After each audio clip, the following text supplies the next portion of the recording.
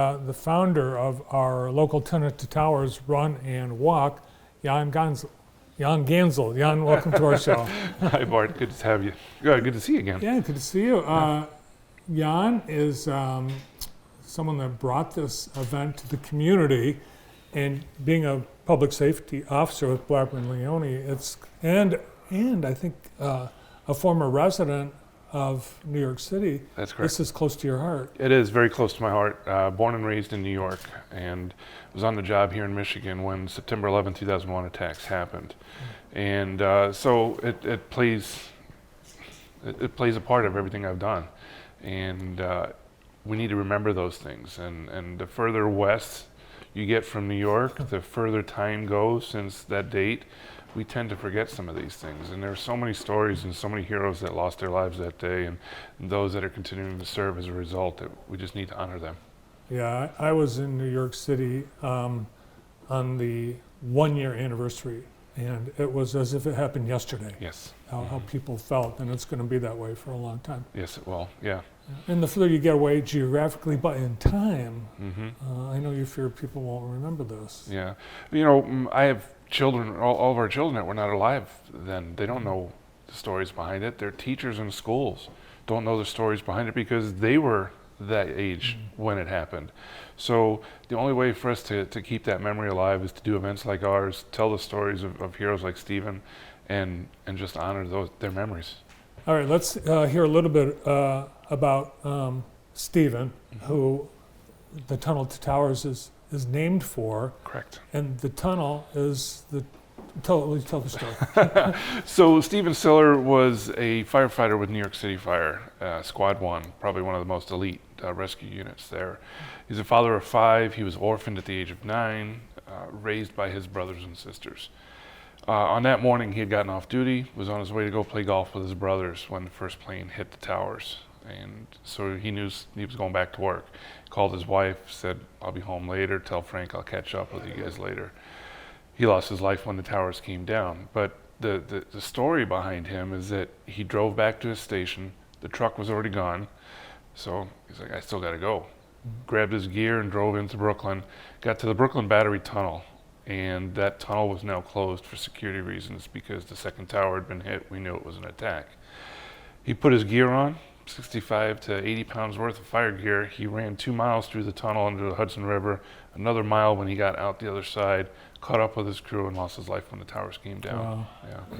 Yeah, and that's just one of many. One of many. Yeah. One of many. And his family needed to remember him and needed to keep his memory alive, so they created this foundation in his name to follow in his footsteps. And it started with a run, incidentally, the very first year after September 11, 2001, where they closed down Manhattan, ran a 5K through the tunnels to Ground Zero amidst everything else that was going on.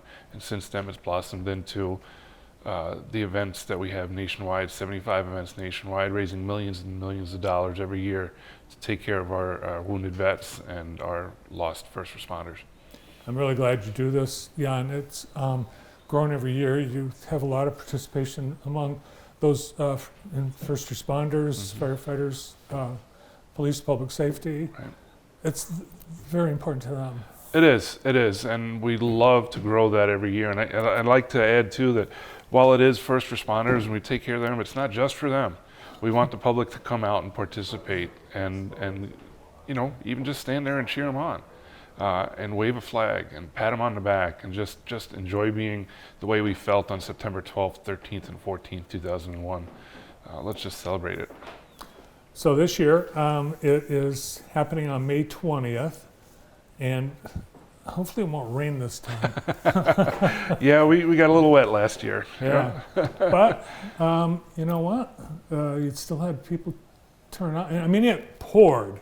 For about 10 minutes, it came down, and Senator Shirkey was there that day, and he made a statement that, that the stuff that those firefighters and police officers and citizens were going through on September 11th, for them to continue to do what they did, for us to run a few minutes in the rain was just a easy thing to do.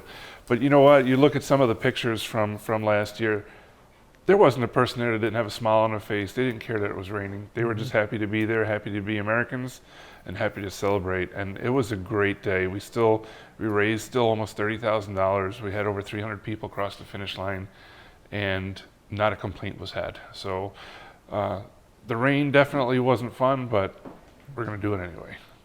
So the way to make this event successful is to raise a lot of money. Yes. And people can start now. You've got a couple of things, I think, happening where people can register and save money and help the organization. Yeah, absolutely. So you can come to the website, you can sign up and register there. As a first responder, your price is the same all the way through. It will never go up.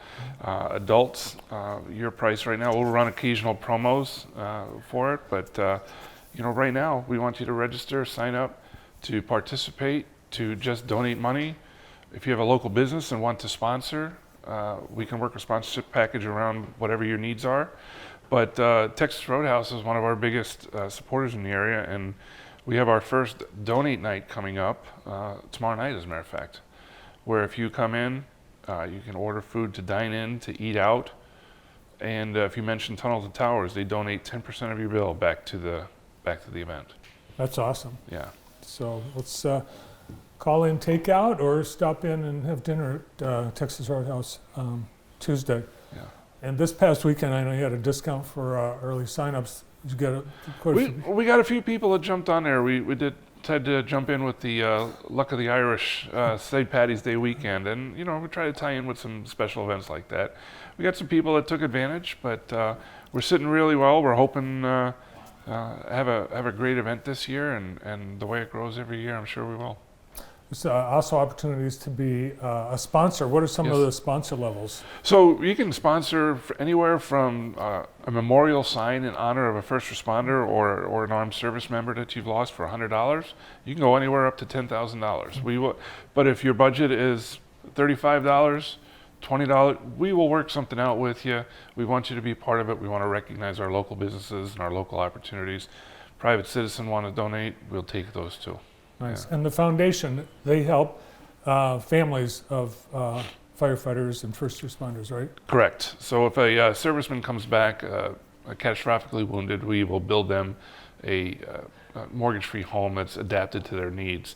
A first responder loses his life in the line of duty and leaves behind a family with wife, children, husband and children, and a mortgage. We're going to go in and we're going to pay off the mortgage of their home. That's great. And they've been very successful. They've been very transparent with their funding, and it's been a fantastic honor and a privilege to be part of.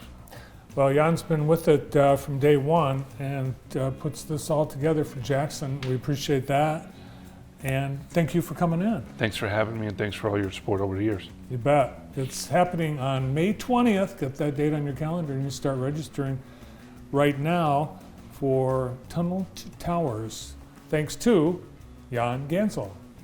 That's it. We've run out of time. Thanks to Jan and everyone with us here today. Tomorrow in the morning show, Phil Van Allen and Crescenda Jones from JPS, Zoe Lyons from MDHHS, Maestro Matt Aubin. Tomorrow afternoon, the new CEO at Henry Ford Jackson Hospital, Emily Moorhead, plus Evan Struck, Julie Johnson, Ann Neff Rose, Sarah Harris, and Shannon McLean, and more. Thanks for watching. We'll see you then.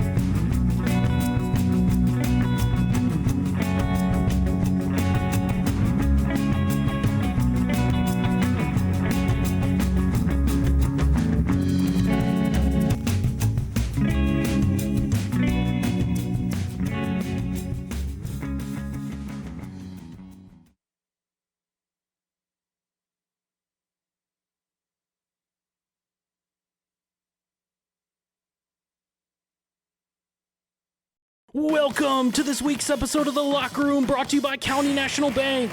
Coming up on today's show, boys and girls playoff basketball highlights from all around the Jackson area, and Ducks of